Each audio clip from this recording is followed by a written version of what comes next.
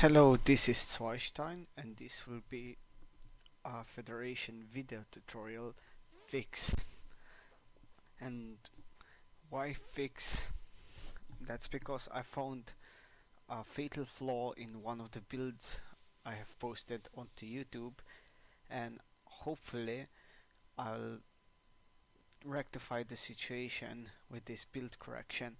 And the build we're talking about is the high-tech um, Akira Rush. Now, as we talked about last time, the high-tech Akira Rush focuses on getting Akiras with defensive patterns from one shipyard and a quick transition into warpins. But from what I've noticed is the difference between what I've initially stated in the video that I will leave online for archiving purposes, and this one is that unless you take the second Dilithium moon into your expansion, you're not only very open to attacks, but the transition into warpings takes so long and leaves you vulnerable for a lot longer that had you not taken that expansion. The downside is that your Akiras, if executed correctly, should be about 5 to 10 seconds late, but that's a minimum penalty to pay for much earlier warpings. Oh, and the other downside is you will not have the Tritanium needed to get defensive patterns for Akiras. So, before I continue, let me mention a little bit about my opponent. As I'm currently recording this, I have no internet. The storm mice have knocked it out. So we'll be playing against a medium opponent which doesn't offer any real resistance, and everything else pretty much stays the same. If you really want to build this, if you really want to go this route and make this build, I still suggest Reasoner over Mason. I still suggest that you do it on a larger map, and if you are doing it with Mason, which I will do because this is once again this is still the only build that the Akira Rush that can be done with Mason without major interruptions, then I recommend doing it in a team game if you're on a map where your allies can kind of protect you, because as I've tried this build a couple of times, I've noticed that an enemy will like to hit you hard, and at the time you will only have one Akira most of the time, sometimes not even that. And when that happens, you tend to lose the Akira unless you are being helped. So like I said, this is a very dangerous build that spirals out of control rather fast if you do it the way I'm going to show it right now, but it leaves you very much open at the beginning, more open to attack than the high quantity or double shipyard Akira Rush, as I've called it later, because the double shipyard Akira Rush gives you, in the same time period, gives you two Akiras, where this one will give you one. And with two Akiras you can survive an early raid, maybe lose one Akira still, but you can survive early raids and fight them back. With one Akira this becomes a lot harder. So without further ado, what are we going to do? We are going to be building almost identically to the last time. So Starfleet Engineering, grab our Dilithium, go chassis level 1, grab our Tritanium and head for our expansion.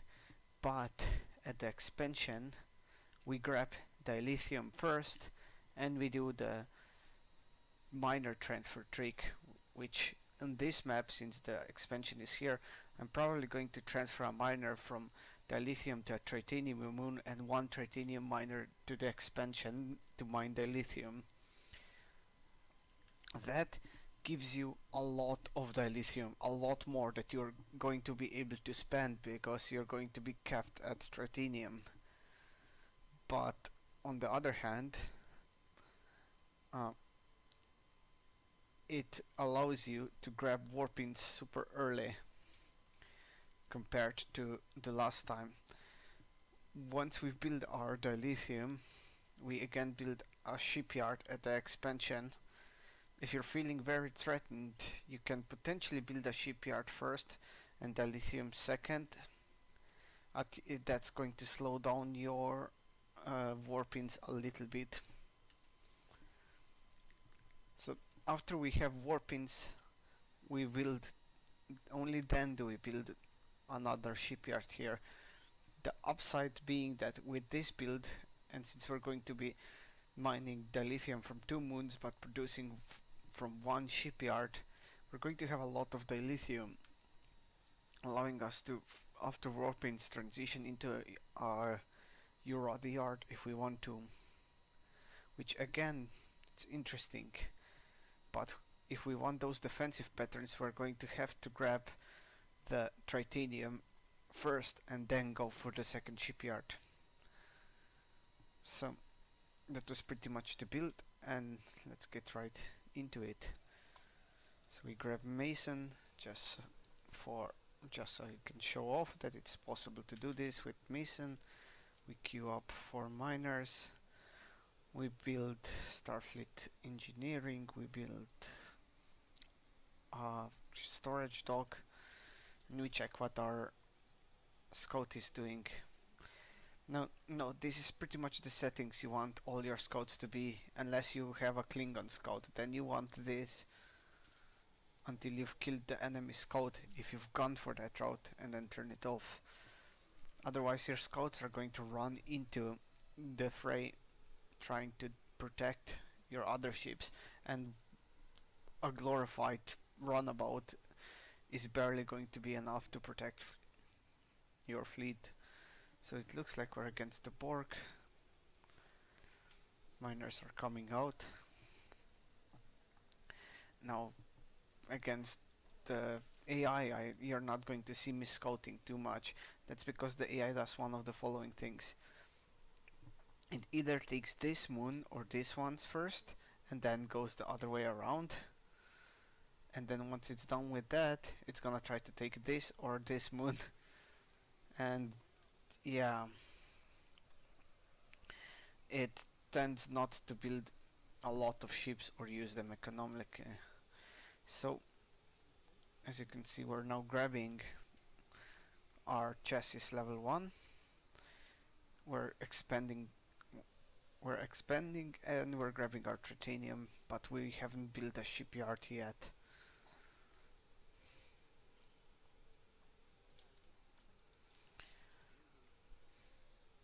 So once this second miner pops out, I'm probably going to immediately send it to the expansion and grab this miner, or this one rather, because this one's going to be empty, and send him up here. And this time the AI has opted to expand south. So we grab chassis level 2 and we begin by transferring the miners, and we build the shipyard, not the shipyard, the storage dock first. As I said, this could have been a shipyard if I had felt very threatened, if I went into the enemy base, or if I played against a normal human. The assembly node would have been here, yes, but there would have only been one assembly node, and it would be building the ship production structure of the Borg. I can't remember its name. Rather than building a resource node which the AI must build with the constructor, but humans can build it with the use of the resource simulators. I or I don't know, resource node, I think. No, I have no idea what they're called, the freighters. So yes, expansion, shipyard, and as you can see, Akiras are 14 seconds from being done, or rather the chassis is 14 seconds from being done, while this is about 30 seconds. It means that it is a simulator. It means that we get the tech, but we don't have the shipyard yet, and this is what I said, your Akiras are going to be about 15 seconds late, which is nothing compared to the fact that this isn't a mistake, by the way, which is nothing compared to the fact that if we didn't have this, we would not have the resources right now to grab to both grab the storage dock and Starfleet Science. So we can now safely grab Starfleet Science, and as you can see, we'll still have enough dilithium to produce an Akira afterwards. As I said, we're limited on the Tritanium, and if you're feeling like you really have enough of dilithium, you can potentially mine Tritanium long distance. Though if I had thought about this earlier, I would have probably positioned this storage deck over here. So yeah, just as I thought. Resource node south, resource node mid, and probably some Borg ships already on their way. You see, we're now storing a lot of dilithium, so potentially we don't need to mine from more than one miner, and this will accelerate our build a little bit. Go away, detector. No mining from the enemy yet, because the AI doesn't do very well. You see, now we still had enough to start this Akira, and we will now have just enough to grab warpins. And this is the difference. Earlier, yes, we would have gotten that Akira out 15 seconds earlier. That sentence didn't come out right. In the previous build, we would have grabbed that Akira 15 seconds earlier, and it would have had defensive patterns, but a single Akira with defensive patterns is still not going to survive two or three or even four S2s coming your way, and I have experienced that. Or it's not going to survive a Borg early rush. Not one Akira. See, even the AI has a probe. If the AI was any good, it would have a probe or two probes and 2 to 3 scout cubes bearing down on me right now, and this Akira would still be in danger of being lost. But at least in this case, I'm already building my warpins, and now since I'm long distance mining Tritanium, it turns out that I will be able to grab those defensive patterns first. So I guess I've learned something new in this video, but otherwise, as you can see, we don't grab the defensive patterns nearly as early as before, and we play very defensively. We did not want to move out until we had 2 Akiras, because we did not want to risk them. Now we can be a little bit risky because we have 2 Akiras, but we also have warpins in 30 seconds. So if we get hit by any decent defensive force, we will be warping in on top of it. As you've seen, I've also started filling up Oh, that's brave, computer. Um, I've also started building my freighters at this point because at this point I have the resources to spare for them.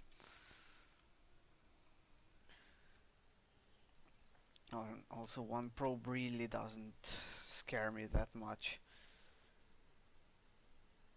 and not one scout cube doesn't scare me either, because they die to Akiras ridiculously fast.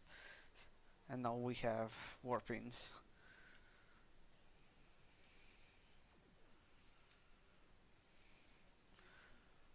Two more probes coming in, but they all want the Akira, they're hungry for it, but Akira has defensive patterns. All three torpedoes hit. Scout Cube is like, fuck it. Okay, this just became an adult video. The Scout Cube is like, screw it, came back in.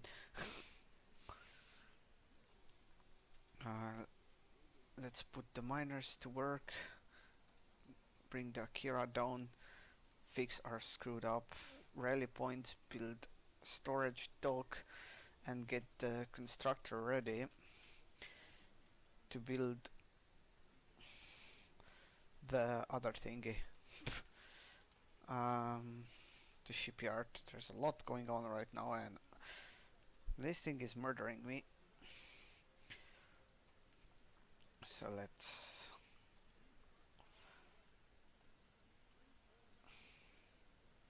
You came back, Akira. You didn't have to. It's time for me to do a fighting retreat. The freaking Excelsior is gonna die again because who needs supplies anyway?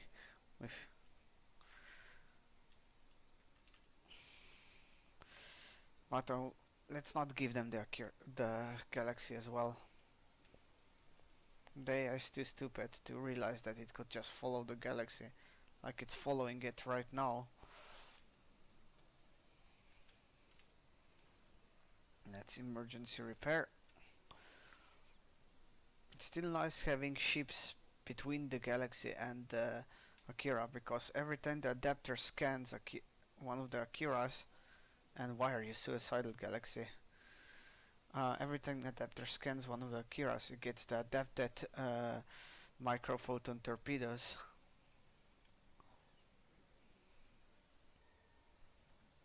So, is it microphoton torpedoes? Don't know. But, there we go. Okay, it's gone now. This is a regen. Basically, it gets those torpedoes and those fire at the closest target. They have the same targeting as the starbase. Okay, with our Tritanium flowing. See, we still haven't gotten that shipyard. We probably should have gotten it by now, but in this game, I'm feeling like all is well, because it's the computer and I haven't gotten it yet. But researching fleet supply before getting that was probably a brave idea. Let's put it that way. Let's see if our enemy has expanded to the top left yet.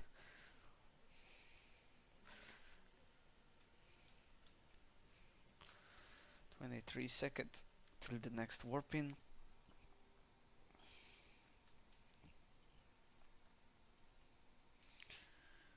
And let's build that shipyard.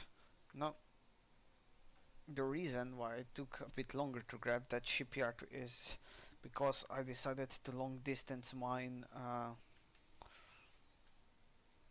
Tritanium and grab that before I grabbed the before I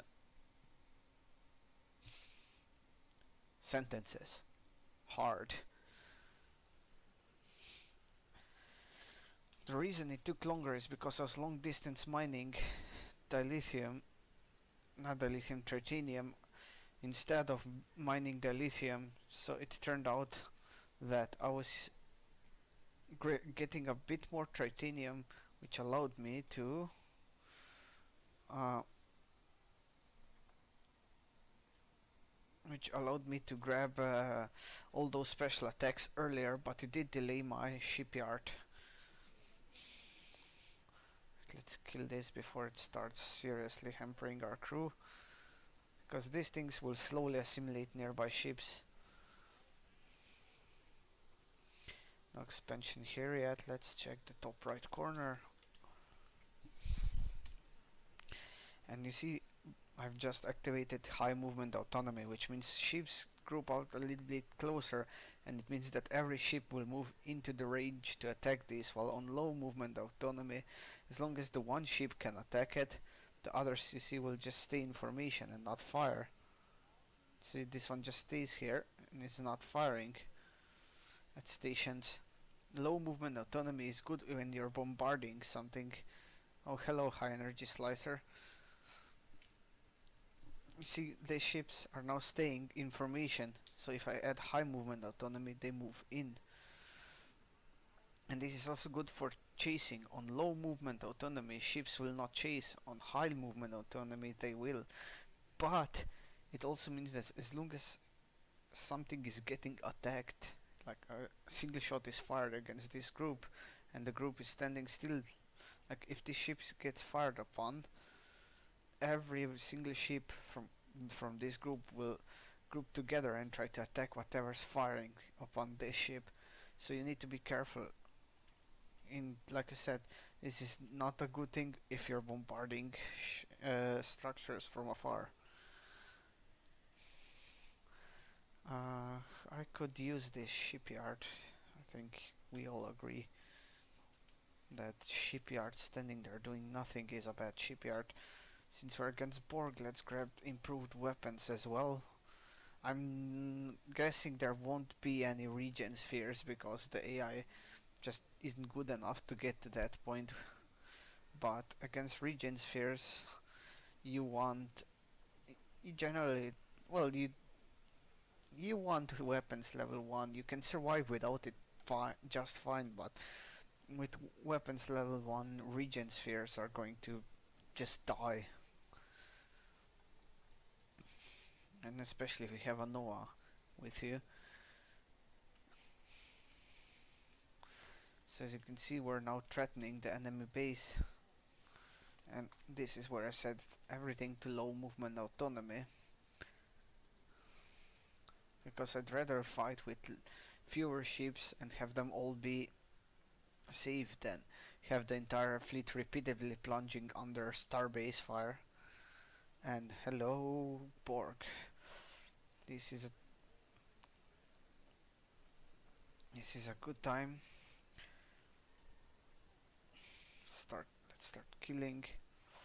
I'm probably losing that nebula. But as you can see, the amazing firepower provided by, and let's go back to high movement autonomy so we can chase. The amazing firepower provided by Noah just helped me so much in that fight. Those scout cubes got annihilated.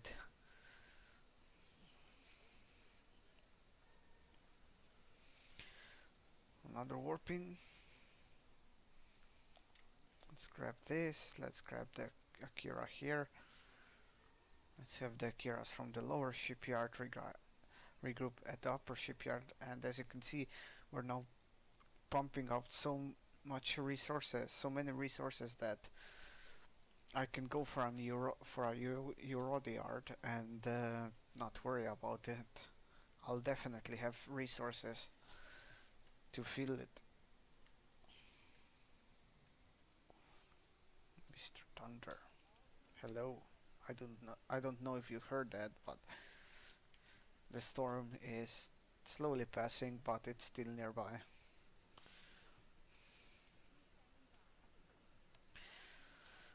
Let's scan for this. Useful tip: if you have sensor nebulas, don't worry about one of them using their ability, their sensor scan ability.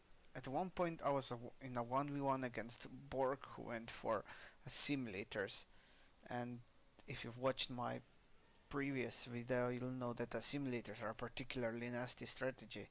Well, by using a sensor nebula I was able to see on a simulator that was that had just started building, send a warp in to that location and snipe it, and that's pretty much what won me the game, because that warp in then stood on the other side of the nebula in which another enemy's assimilator was hiding in from my fleet.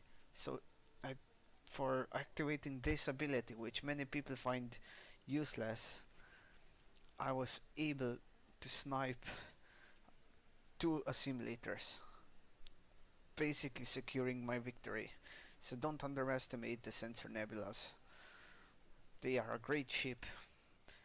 They're probably meant for scientific research, yes, and not the front lines, but then when has Federation ever stopped at sending science vessels to the front lines? Battle of Wolf 359, everyone.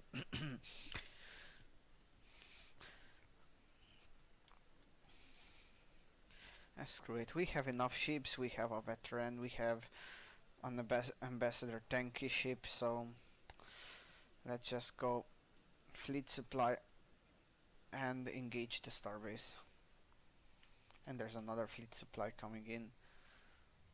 See, I am now running a Eurode yard into Antares yard, and I have enough Tritanium to grab guided quantum torpedoes. Why are all these ships tanking that shouldn't be tanking? Doesn't matter, but okay. Where's that Noah? Late for the party. Okay. Glorious veteran galaxy. Galaxy space frame adjustment. This is kinda weird because I don't use this ability, but I guess I might start using it if I get resistance against small vessels, but that, yeah, by using this I get a shield regeneration rate penalty. So I don't know. Twin torpedo base. This is stupidly good. You're basically firing two torpedoes now, though it might not always seem like that. See, it says 2 shots per volley. So it doesn't seem like it's firing 2 shots per volley.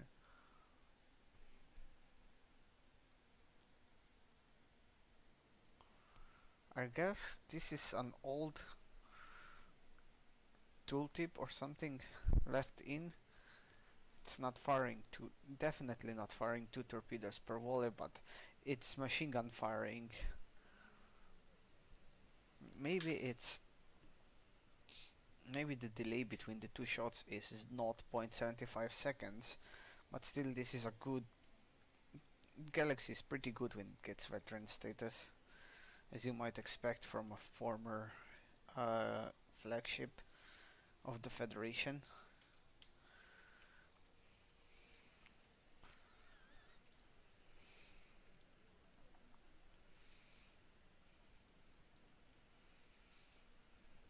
Another warp in, because why not? Anyway, this was a bit more of a chill tutorial video, not as serious as the other one, because I was fixing a problem. So you have already gotten a lot of information on the subjects from the original video. But yeah, to not bore you, I think the enemy only has a ship down there, or rather a structure down here, and a sensor relay here and there, and that's it. So thank you guys for watching this updated and fixed tutorial video. I'll make sure to link this one in the other tutorial video and link the other tutorial video here. I'll probably put it up here right now at this moment. So thank you guys for watching. Zweistein out.